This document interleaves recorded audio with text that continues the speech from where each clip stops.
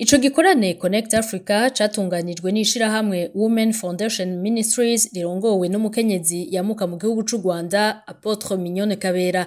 Ico gikorane categerezwa kuba kuva ku munsi wa gatanu heze kigasozerwa ku munsi w'Imana. Uretse ibikorwa vyo kwigisha ijambo ry'Imana, bategekanya no kugira soirée de gala ku mugoroba wo ku munsi wa gatandatu. Abayitabira bariha amadolari 50 umwe canke amafaranga 200 vy'amarundi. Ikete rihagarika ivyo bikorwa ryashikiriye bene kubitunganya ku munsi wa mbere wavyo, ni kuvuga ku munsi wa gatanu igenekezo rya 15 Nyakanga. Martin Niteretse, umushikiranganje w'intwaro yo hagati mu gihugu, asigura iyo ngingo yiwe agira ati: hariho urushengero rwari rwasavye byo no kwita nk'igikorane mpuzamakungu, ico bise conference internationale, barasaba uruhusha. Naho mu Burundi murazi ko twashize Imana imbere, umuntu asavye gusenga mu bisanzwe niwo mubuza. Twarabahaye urwo ruhusha rero ko bari batubwiye ko ari ibikorwa by'ijambo ry'Imana. Hanyuma rero tumaze kuba urwo ruhusha baca batangura kwegeranya amafaranga, ico bise ngo dîner de gala. Iyo dîner de gala bayishizemwo mu byo bari basavye kirimwo, mugabo twabonye yuko urwo ruhusha guco gikorane mpuzamakungu ariko rwabugururiye kugira batoza ayo mafaranga. Naho umushikiranganje avuga ko batari bamenyeshejwe ivyo soirée de gala, Apotre Mignone Kabera asigurira abakirisu biwe mu gikorane cyo kuri uw'Imana i Kigali mu Rwanda, yavuze ko basaba uruhusha bari batanze urutonde rw'ibikorwa vyose bazogira. Hari na concept note buriya mutanga yerekana ivyo bintu byose, ariko murabiza igihe baba bari busy cyane wenda ntibarebe ibikurikiye inyuma, ariko mu by'ukuri ntabwo basaba udatanze iki concept note.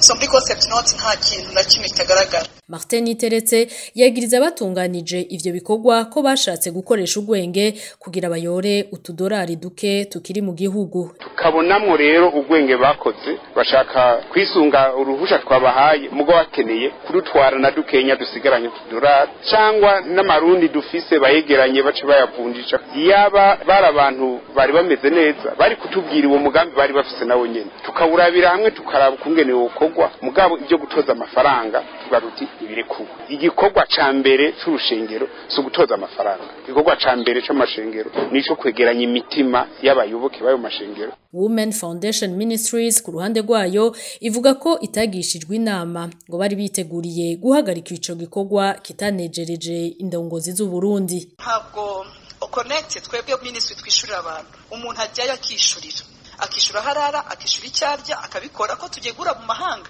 So ujyayo n'ubishoboye, igihe utabishoboye ntuza. Turangije ndoze aho bya umuntu aze kurira umwe kiriri, undarire kuri apartment, undarira handi. Kuki abantu bazanye tutarangiza tukajya muri tent tugasangira, ariyo mwabonye $50. Ntabwo turabahanga cyane kuko isi gihugu tubamo, bishoboke ko hari ubundi buryo twari kubikora. Kuva ngo natanze $50 twari kubikansoringa. Turabaze iki ni ikintu cy'abantu 200, igiterane n'ibihumbi 600. So ntabwo iki ngiki cyakwica igiterane, ariko kubera ko hari impamvu abayobozi baturusha ubwenge iteka kandi tugomba kubaha ubuyobozi. Ivyo bikorwa vyasibijwe vyari vyitezwemwo abantu barenga ibihumbi 600, hari abava mu Burundi, mu karere no mu bihugu vya kure.